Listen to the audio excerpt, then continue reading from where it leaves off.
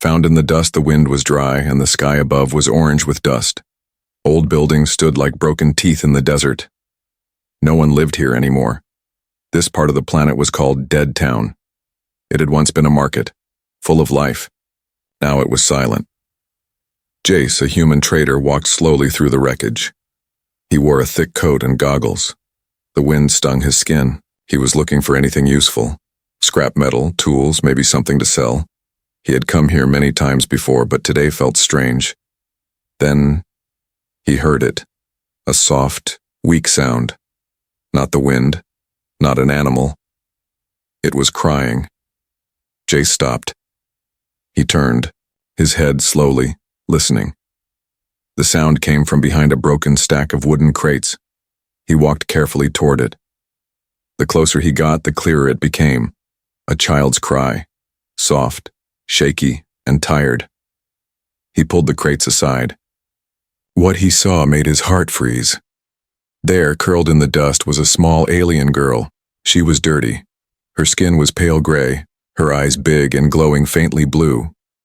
Her thin arms hugged her chest. Her legs, they looked wrong, bent, twisted, like they had been broken and never healed. She wasn't crying loudly. It was quiet, like she didn't even expect help. Her lips moved, but no sound came out. Her body shook. Jace knelt beside her. Hey, it's okay. I'm not going to hurt you. She looked at him with wide, frightened eyes. She tried to pull away, but her legs wouldn't move. Easy, he said softly. He pulled a water bottle from his bag and held it out. Here, drink. The girl hesitated, then slowly her hand reached out. She took the bottle and sipped. Her hands were shaking. How long have you been here? Jace asked, more to himself than her. She didn't answer. He looked around. Footprints in the dust. Most were old, going in one direction. Away. She had been left here. Abandoned. Jace felt a tight knot in his chest. You can't stay here. Come on, I'll take you somewhere safe. He reached for her slowly so she wouldn't panic. Gently, he lifted her in his arms. She was light. Too light. Like she hadn't eaten in days. She made a soft sound, something between a sob and a sigh, and then rested her head against his chest. Jace didn't wait. He walked fast, shielding her from the wind with his coat. His ship wasn't far. He kept looking around, making sure no one was watching. Something about this felt wrong. Why would someone leave a child like this? When they reached the ship, Jace laid her down on a soft blanket. She looked around, scared and confused. She didn't speak, didn't ask questions, just stared. Jace knelt beside her again. You're safe now. No one's going to hurt you here. Still, she said nothing. He gave her a protein bar. She nibbled at it like a starving animal. Every sound made her flinch. Jace could see the fear in her eyes. It wasn't just hunger, it was trauma. She had been through something terrible. He sighed and leaned back. I don't even know your name. The girl looked at him. Her lips moved. A whisper escaped. Name. It was the first thing she had said. He smiled gently. Do you have one? She looked away. Jace shook his head. Okay. We'll figure it out later. As he stood to get a blanket, he noticed something outside. A shape. It moved quickly behind a wall, too fast to be a shadow. He narrowed his eyes. Was someone following them? He turned back toward the girl. She had fallen asleep, curled up like a scared animal. Who left her here? And more importantly, would they come back? Jace sat near the door, watching the shadows outside. His hand rested near his blaster. He had planned to leave this world tomorrow. Now everything had changed. He couldn't walk away from her. She needed a second chance.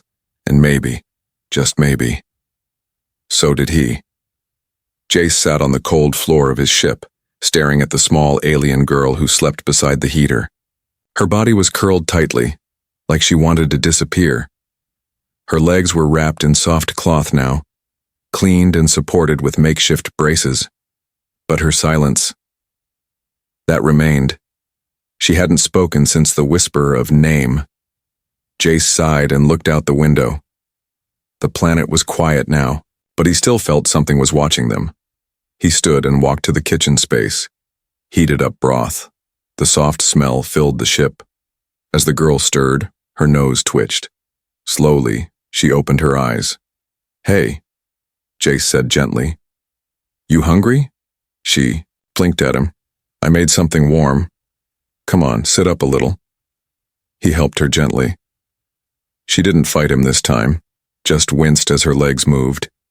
Jace handed her a spoon. She held it like it was something unfamiliar. "You can do it," he said. She tried. The spoon shook in her hand, broth spilling, but she kept trying. She didn't speak, didn't smile, but she ate. Jace watched her in silence. She looked maybe 6 or 7 years old in human age, but thinner and more fragile than any child he'd seen. Her eyes never stayed still, always scanning the room, always ready to run. But she couldn't run. Not anymore. "You don't have to be afraid here," he said after a moment. "No one's going to hurt you." She paused, mid-spoon, and stared at him. Then she looked down again and finished eating. Later, Jace tried talking to her again. "I need to call you something," he said. "Do you have a name, anything?" She didn't respond.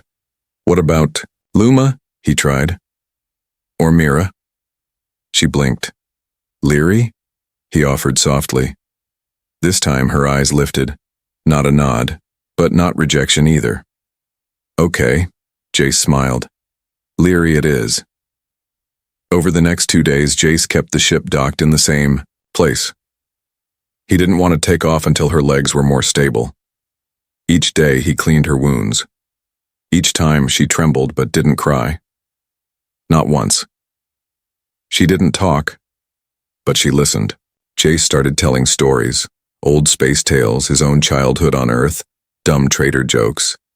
He wasn't sure if she understood everything, but once she made a sound that might have been a laugh, a dry, short exhale, but it gave him hope. But then came the night she woke up screaming. Jace jumped from his bunk, rushing to her side. She was thrashing, eyes wide, lips moving, but no voice. A silent scream. She clawed at the blanket like something was choking her. Hey, it's okay." Jace grabbed her gently. "You're safe. It's just a dream." She stopped suddenly, breathing hard. Her eyes locked on him, full of fear. But also, trust? "I won't let them hurt you," he said. "I promise." Her fingers clutched his shirt tightly. That night she slept beside him, one hand still holding on. The next morning, Jace opened the ship door to get fresh air, and he froze. There were footprints outside. Fresh ones, alien boots. 3 pairs, circling the ship. He looked around, heart racing. Nothing moved. But someone had been here. Someone was watching. He shut the door and locked it. His hand hovered near his blaster. Then he turned to Leary. She was awake, watching him carefully. Her face showed fear but not surprise. "Did someone hurt you before?" he asked. She looked down. Then slowly, she raised her hand and pointed to her own chest. Then she dragged a finger across her ribs, down to her hip. Then made a motion of someone kicking. Jace clenched his jaw. She couldn't speak it, but she could show it. She had been abused, beaten, used. "They're looking for you, aren't they?" he asked in a whisper.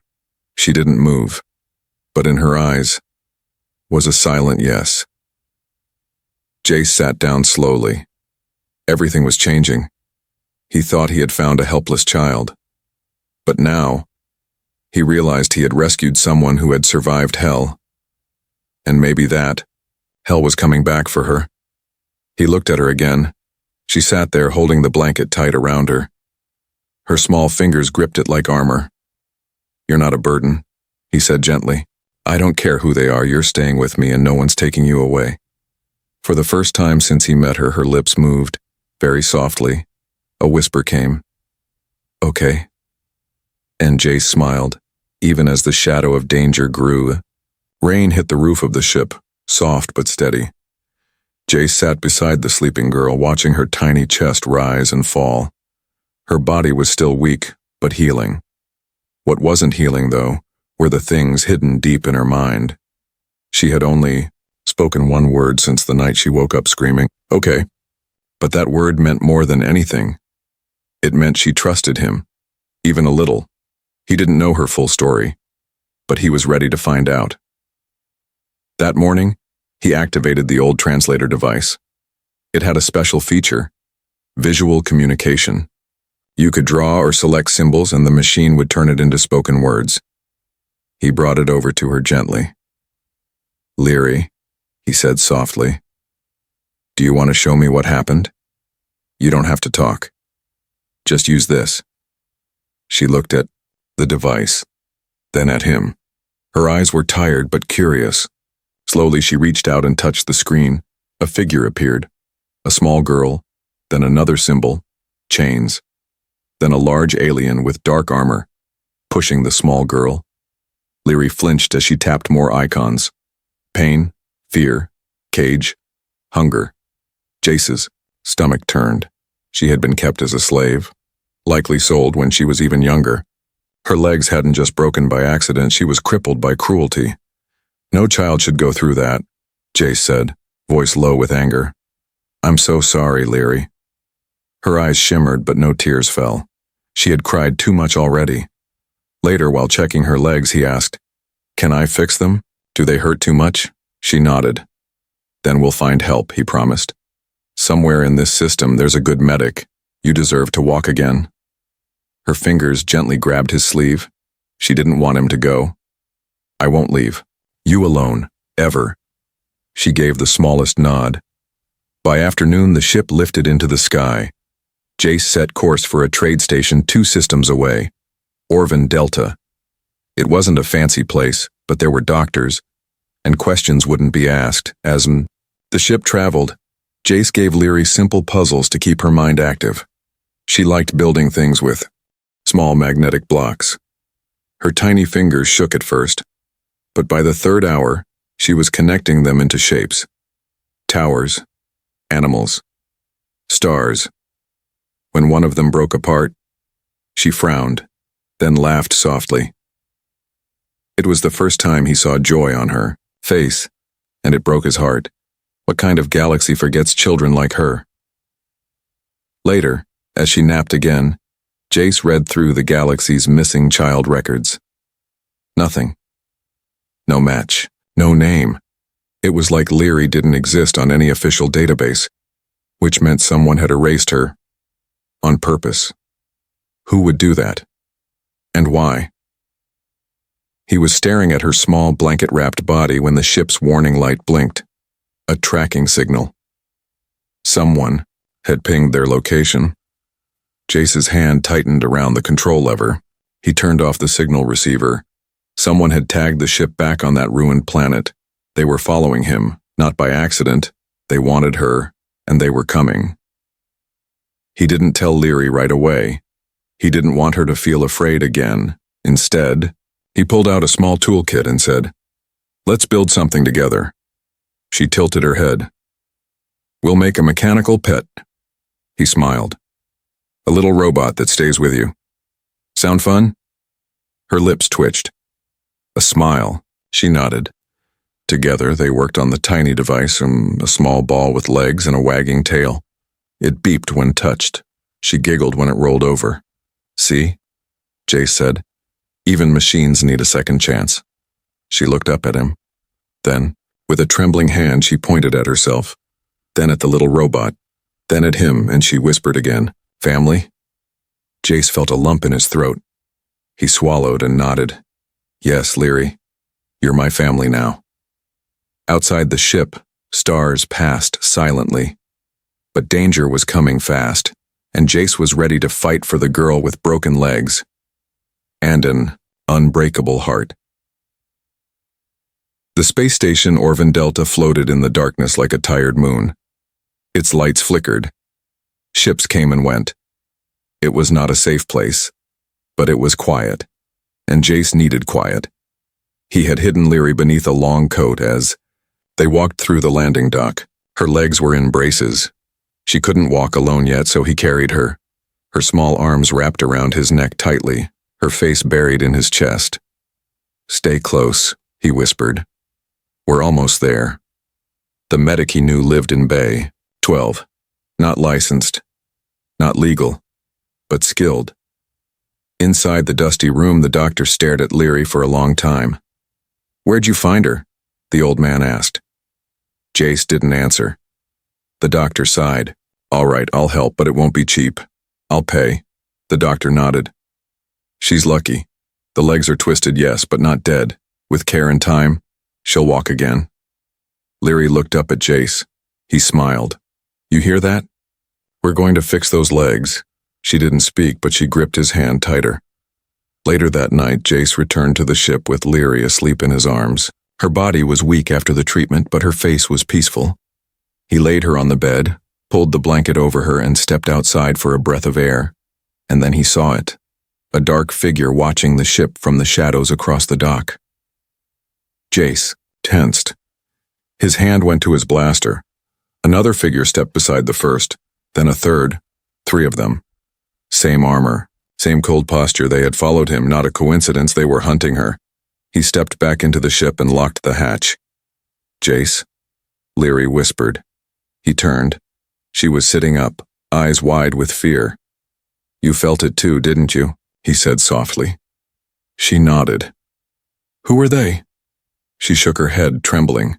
She pointed to her neck, then made a twisting motion. "Slavers?" he asked. Her eyes filled with tears. Jace closed his fist. Rage burned inside him. "They're not taking you." She looked so small, so helpless, but he saw it again in her eyes. That spark. She wasn't giving up. Neither was he.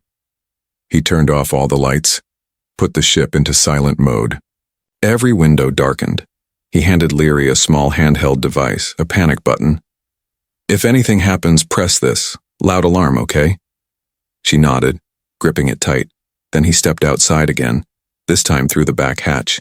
He moved like a shadow, quiet, careful. From behind a stack of crates, he watched the 3 figures. They were whispering in a strange language. One of them held a scanner, probably tracking Leary's DNA. Jace aimed his blaster. He could take one down before the others noticed. Maybe 2. But then what? He needed a distraction. He reached into his bag, pulled out a sound mine, and tossed it far behind the slavers. Boom! The explosion was loud but harmless, just noise. The hunters turned sharply. Jace ran. He hit the control panel near the dock's emergency shield, slammed his palm down.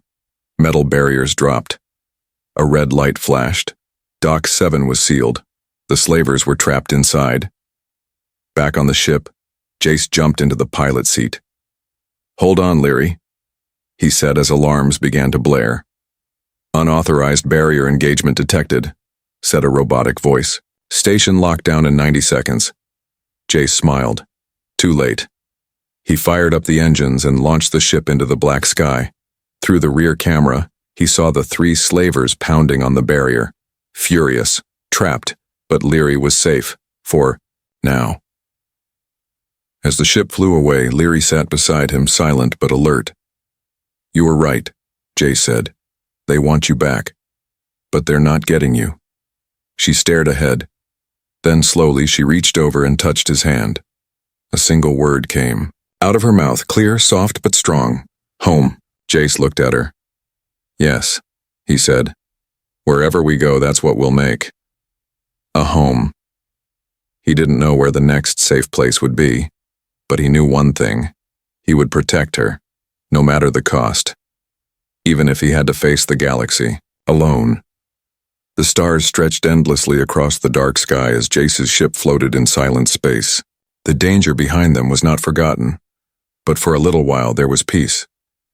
Leary lay on a padded seat, her legs gently wrapped, a small blanket covering her.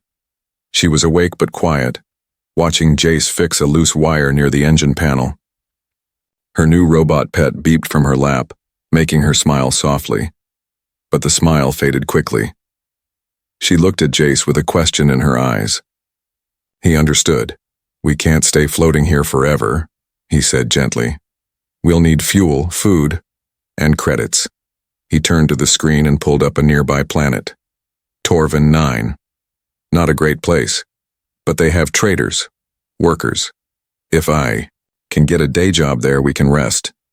Leary stared at him. Her eyes said it clearly, and she didn't want him to leave her again, not even for an hour. I'll be back every night, he promised. You'll be safe in the ship. I'll lock it from the inside. No one will get in. She hesitated. Then slowly, she nodded. Torvin 9 was rough. The buildings were made of scrap metal. The air was thick and smelled like oil. Alien workers filled the streets, mostly miners, mercenaries, and merchants. Jace found a repair yard, a place where broken machines went to die. He offered his skills. You want credits? The alien foreman grunted. Work starts now. Jace worked hard. He fixed rusty loaders, bent engines, cracked panels. His hands bled, but he didn't complain. Every credit earned was for her. Back on the ship, Leary was trying to walk again. She pushed herself up with her arms. Her legs trembled in the braces. She gritted her teeth and moved an inch, then another. She fell. She got back up, over and over. She had nothing to prove, but she was trying. For Jace.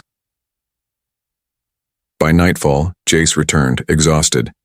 He opened the ship door and smiled. Leary was sitting with a small drawing pad, her legs wrapped in bandages. She held up the pad. A picture. A tall figure beside a small girl. Both smiling. That's us? He asked. She nodded proudly. Wow, he said. I'm taller than I look. She giggled. Days passed. The same routine. Work, rest, heal, bond. But Jace noticed something strange. Some people in town stared at him too long. Others whispered when he passed. One day, while leaving the workyard, a dirty alien boy approached. Hey, human, the boy hissed. How much for the girl? Jace stopped cold. What did you say? The broken alien girl. The boy smirked. Heard you've got her on your ship. People are talking. Jace grabbed him by the collar. You stay away from us. He pushed the boy back and stormed off, fists clenched. They had seen her.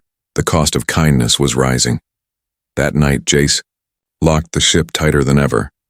Leary could feel something was wrong. Her eyes followed him as he checked every corner, every system. We might need to leave soon, he admitted. She pointed to the food supplies. Almost gone. I know, he said. We'll find more. Then she surprised him.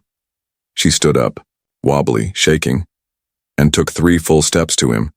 He caught her before she fell. But she had done it. You're amazing, he whispered. So strong. She smiled. But outside, danger was waiting again. The next day, as Jace walked into the market to buy parts, he noticed a flyer on the wall, a bounty notice, a picture of Leary. Wanted stolen property. Return for reward. No name, no reason. Just a barcode beneath her face. His heart dropped. They weren't just looking for her. They had put a price on her. He rushed back to the ship. He didn't speak. He just grabbed supplies, turned on the engines, and took off. Why? Leary asked softly.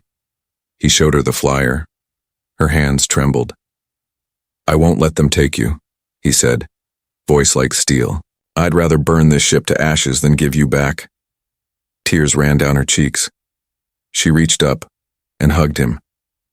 She had no words, but she didn't need them. Jace had already made his choice. He would pay any cost to protect her, even if the whole galaxy turned against them. The stars outside the ship blurred as it sped through silent space. Jace kept one eye on the controls, the other on Leary. She sat quietly near the window, knees up, arms wrapped around them. She hadn't said a word since he showed her the bounty flyer. She now knew what Jace already feared. She wasn't seen as a person. She was property, and the galaxy had a price tag on her head. Jace touched her shoulder gently. You're not going back to them. Ever. Leary nodded but didn't look away from the stars. A few days later, the ship landed on a hidden moon. No cities, no crowds, just a wide field of soft soil and quiet forests. It was peaceful, safe for now. Jace chose this place for one reason. He wanted her to heal here. She had made progress. Her legs were still weak, but she could stand for a few seconds now. She was using her arms to balance, and she hated asking for help. Every time she fell, she got up. Again and again, she wasn't giving up. Jace set up a training space outside the ship. Soft grass, padded mats, a few balance tools. This is your battlefield now, he joked. Let's train those legs. Leary gave a small smile. Day by day, she got better. Step by step. 1 step. Fall. 2 steps. Fall. 3 steps. Tears. But she never stopped. Sometimes Jace clapped when she succeeded. Sometimes he caught her before she hit the ground. Sometimes he just sat there and watched, quiet and proud. She was more than a survivor now. She was a fighter. One afternoon, clouds gathered above. The wind picked up, but Leary didn't want to go back inside. She stood tall, no braces now, just a walking stick in one hand. She looked at the field, then at Jace. She pointed ahead.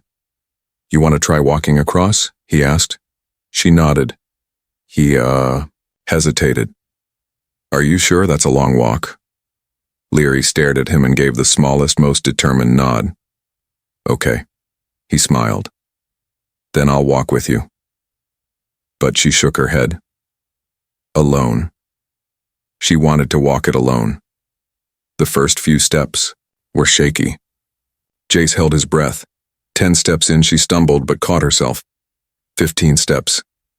The wind blew her hair back. 20. Her legs trembled, but her heart burned with fire. And then, she reached the end. She turned slowly, smiling through tears. Jace clapped, tears in his eyes. You did it, he shouted. Leary lifted her hand slowly and gave him a shaky thumbs up. It was the first full smile he'd ever seen from her. Not just relief. Not just survival. Pride. That night, they sat by a small fire outside the ship. Leary leaned against Jace's side, wrapped in a blanket. He offered her a simple question. Do you remember what home felt like before all this? She paused, then slowly shook her head. I don't either, he said quietly. But I think we're building one here. She looked up at him, her eyes warm. Then she said something that surprised him, not whispered, not broken, clear, soft. Thank you. Jace froze. You spoke? She giggled. You're welcome, he said, trying not to tear up. But peace never lasts forever. A soft beep came from the ship. A message. Encrypted. Unfamiliar. Jace went inside to check. He froze. Coordinates. A warning. 1 line of text. They're coming. Faster this time. Run. Jace looked out the window where Leary sat by the fire. She had just learned to walk. And now, they had to run again. His jaw clenched. No, he whispered to himself. Not this time. Jace didn't sleep that night. He checked the sky every hour, adjusted the ship's defense settings, rechecked the old blaster sitting on the table, and every time he looked at Leary, peacefully asleep, arms wrapped around her robot pet, a storm built deeper in his chest. He had run for days, fought to protect her. Now they had nowhere else to go. They wouldn't run again, this time they would stand. The next morning, Leary woke up early. She didn't ask questions. She had seen the tension in Jace's eyes. She walked without the cane. Now, her steps were small but strong. She came to him, took his hand, and whispered, They're coming? He nodded. She looked outside at the quiet forest. Then she turned to him. Then, we stay. They made a plan. They set traps along the forest edge, simple alarms, flashbangs, noise bombs. Jace taught her how to hide, how to press the emergency button on the ship, how to fly the ship in case he didn't come back. She stared at him when he said that. "You're not leaving me," she said in a voice small but steady. "No," he said. "I'm not." By evening, the sky grew darker than usual. Then they came. 3 ships, fast, loud, sharp wings cutting through the clouds. Jace stood outside with his blaster. Leary stood behind the ship's shield, eyes wide but unshaken. The slavers landed hard. 5 armed aliens stepped out. Cold armor, cold eyes. One stepped forward. "Return the property," he said. "She's not property," Jace replied. "She was purchased. She was stolen, beaten, thrown away. She belongs to us." Jace raised his weapon. "She belongs to herself now." The first shot rang out. Smoke filled the field. The alarm screamed. Leary ducked behind the shield.